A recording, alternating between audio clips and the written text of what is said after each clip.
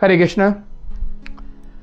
आज 6 जुलाई रविवार का दिन, देवशयनी एकादशी या शयनी एकादशी कहें या शयना एकादशी कहें। इस एकादशी सबसे बड़ी एकादशी है और इस पे हम पवित्र भगवान नाम का कीर्तन भी करेंगे और इस एकादशी कथा का हम श्रवण भी करेंगे। तो आइए सबसे पहले हरिनाम संकीर्तन का आश्रय लें। वंदे गुरु श्री चरणारविंदम, वंदे गुरु श्री चरणारविंदम, वंदे गुरु श्री चरणारविंदम, वंदे गुरु श्री चरणारविंदम। जय राधा माधव कुंज बिहारी, जय राधा माधव कुंज बिहारी, जय गोपी जनवल्लभ गिरवरधारी।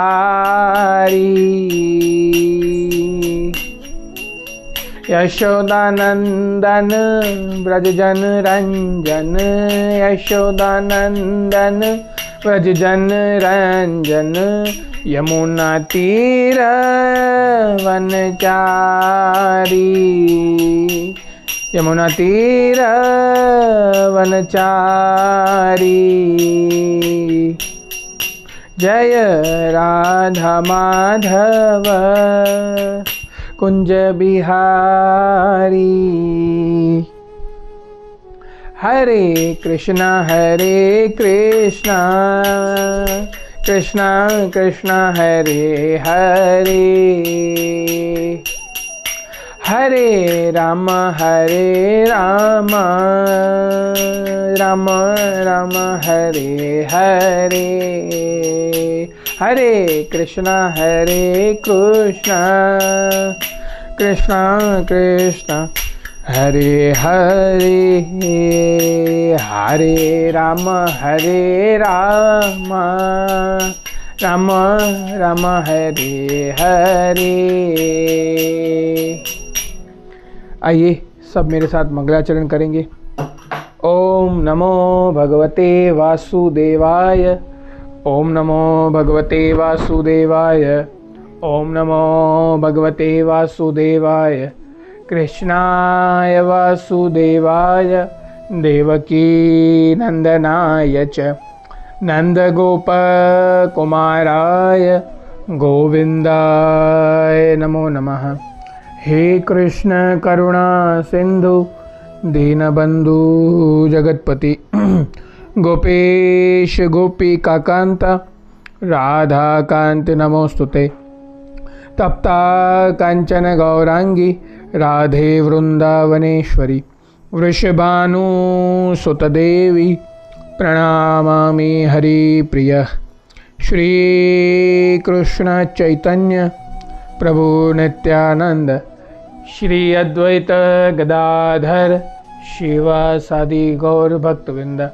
हरे कृष्ण कृष्ण कृष्ण हरे हरे, हरे राम राम राम हरे हरे।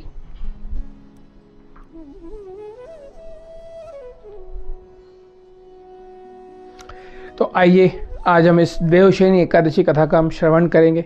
धर्मराज युधिष्ठिर बोले, हे भगवान, आषाढ़ माह के शुक्ल पक्ष की एकादशी का क्या नाम है और उस दिन कौन से देवता की पूजा होती है तथा उसकी विधि क्या है, तो सविस्तार पूर्वक कहिए। ये आषाढ़ मास थोड़ा बहुत पवित्र कहा जाए तो उसमें कोई दो मत नहीं है, क्योंकि आषाढ़ मास जैसे ही शुरू होता है मेरे जगन्नाथ की रथ यात्रा भी होती है। रथ यात्रा महोत्सव हम बड़े धूमधाम से मनाते हैं और सम्मिलित भी होते हैं।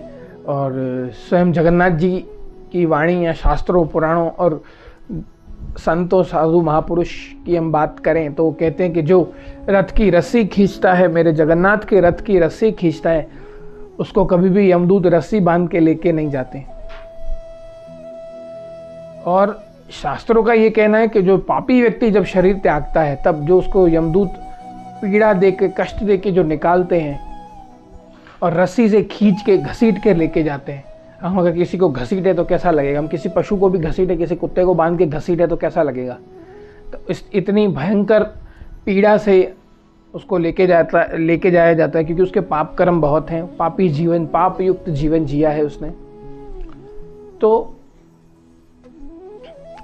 जगन्नाथ जी का रथ यात्रा महोत्सव हमने मनाया। फिर इसी आषाढ़ मास में देवशयनी एकादशी, जहाँ से चातुर्मास का प्रारंभ होता है और भगवान शयन में चले जाते हैं। इस माह में हम शादियाँ या फिर दुकान ऑफिस का कोई उद्घाटन कुछ हम करते नहीं हैं, कुछ विशेष शुभ काम हम नहीं करते हैं। तो चातुर्मास का भी प्रारंभ हो जाता है। फिर चातुर्मास जैसे ही खत्म होता है फिर देव उठी एकादशी आ जाती है। देव उठना एकादशी वो दिवाली के टाइम पे आती है। तो जिस दिन तुलसी विवाह भी मनाया जाता है, मेरे ठाकुर का शालीग्राम के साथ, मेरे ठाकुर का तुलसी महारानी के साथ विवाह किया जाता है। उस एकादशी पे भी हम आएंगे, चर्चा करेंगे जब उस एकादशी की तिथि आएगी, अगर हरि कृपा से। तो ये देवशयनी एकादशी की कथा। और इस आषाढ़ मास में एक और महत्वपूर्ण दिवस गुरु पूर्णिमा। यह आषाढ़ मास जब समाप्त होता है गुरु पूर्णिमा के साथ ही समाप्त होता है। तो गुरु पूर्णिमा पे भी हम थोड़ी चर्चा करेंगे इस महीने में। उसकी सत्संग भी मैं YouTube पे डालूंगा, अवश्य आप सुनिएगा। तो चलिए हम कथा की ओर चलते हैं। श्री कृष्ण भगवान बोले, हे राजन, एक समय नारद जी ने ब्रह्मा जी से यही प्रश्न पूछा था। तब ब्रह्मा जी बोले, हे नारद, इस एकादशी का नाम पद्मा एकादशी है। मतलब शास्त्रों में कई सारे नाम है, देवशयनी एकादशी, शयनी एकादशी, शयना एकादशी। तो इस व्रत के करने से विष्णु भगवान प्रसन्न होते हैं। और मैं यहाँ एक पौराणिक कथा कहता हूँ, ध्यानपूर्वक सुनो। सूर्यवंशी मानधाता नाम का एक राजेश्री था। एक समय उस राजा के राज्य में 3 वर्ष तक जल न वर्षा, जिससे राज्य में अकाल पड़ गया और प्रजा अन्न की कमी के कारण अत्यंत दुखी रहने लगी। अब देखिए यहाँ पे जो ऋतुएं चल रही हैं, बारिश, गर्मी या ठंड की बात करें, तो हर ऋतु अपने अपने समय पे अपने अपने हिसाब से चल रही है। इसका कौन कारण है? मेरा ठाकुर ही तो है। ब्रह्मा जी ब्रह्म संहिता में स्वयं कहते हैं, ईश्वर परम कृष्ण सच्चिदानंद विग्रह अनादिरादिर गोविंद सर्व कारण कारणम। सभी कारणों के कारण कौन है? मेरे कृष्ण, मेरा हरि, मेरा ठाकुर। तो एक दिन प्रजा राजा के पास जाकर प्रार्थना करने लगी, हे राजन, समस्त विश्व की सृष्टि का मुख्य कारण वर्षा है। इसी वर्षा के अभाव से राज्य में अकाल पड़ गया है और अकाल से प्रजा मर रही है। और राजन, आप कोई ऐसा उपाय बताइए जिससे हम सारे लोगों के दुख दूर हों। इस पर राजा मानधाता बोला कि आप लोग का ठीक कह रहे हैं, वर्षा से ही अन्न उत्पन्न होता है, वर्षा न होने से आप लोग बहुत दुखी हैं।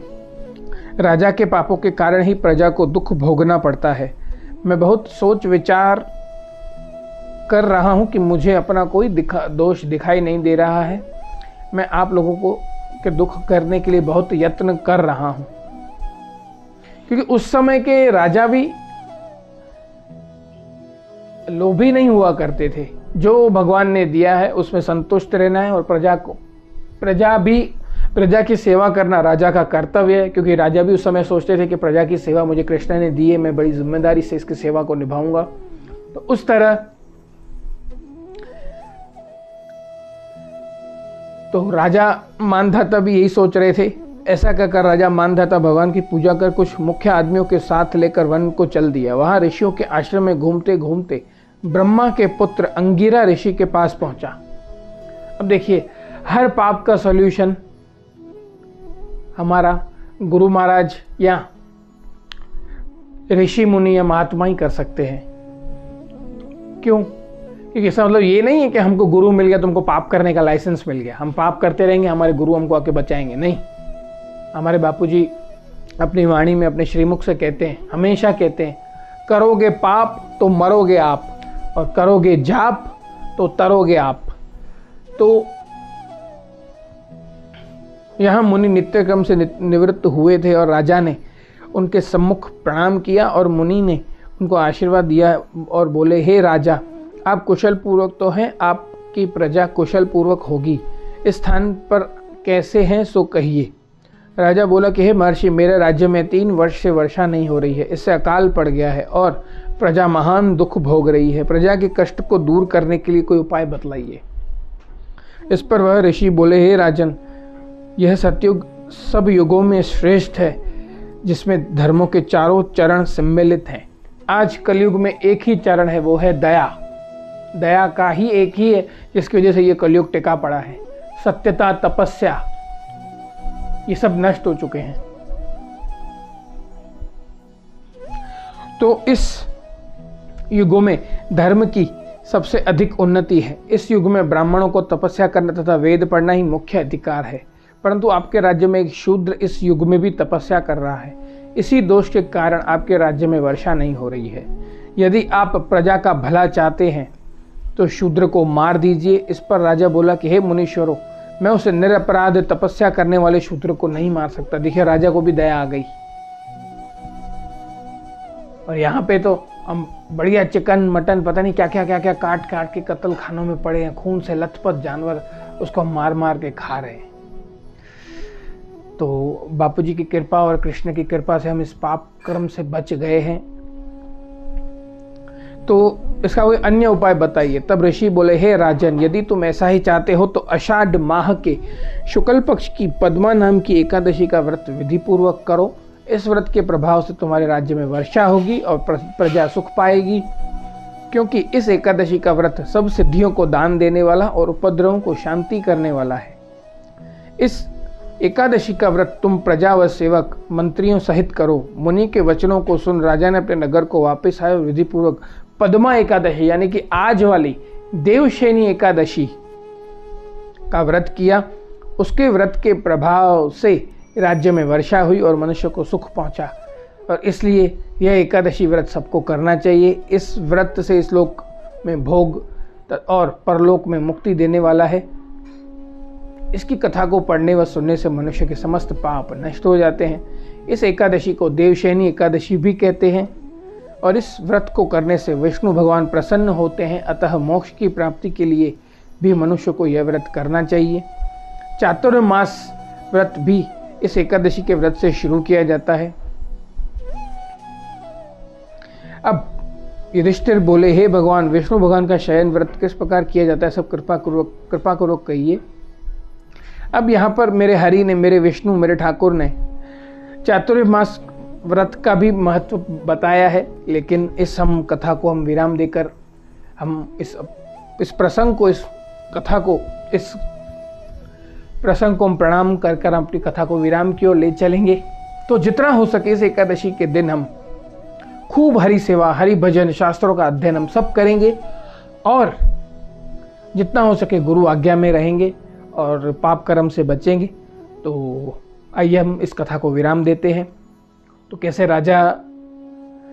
हम हमेशा कृष्ण को धन्यवाद देते देते हुए ही कि उन्होंने बारिश दी, बारिश में पानी, अब बारिश दी है तो हम भी हमारे राज्य में कभी सूखा ना पड़े, भगवान से प्रार्थना करेंगे और बारिश गिरती रहे, ताकि सबके पेट अन्न से भरे रहें, घर धन से भरे रहें और पेट में जल भी हो, और अन्न और धन से हम भरपूर रहें और तन से स्वास्थ्य हम सुखी रहें। ये हम राधा वृंदावन चंद्र से और मेरे ठाकुर जी से प्रार्थना करते हैं। और इसी तरह से मैं इस कथा को विराम देता हूँ। हरे कृष्ण कृष्ण कृष्ण हरे हरे, हरे राम राम राम हरे हरे। श्री श्री राधा वृंदावन चंद्र बिहारी लाल की जय। बोल बापू जी सरकार की जय। निताई गौर हरि बोल।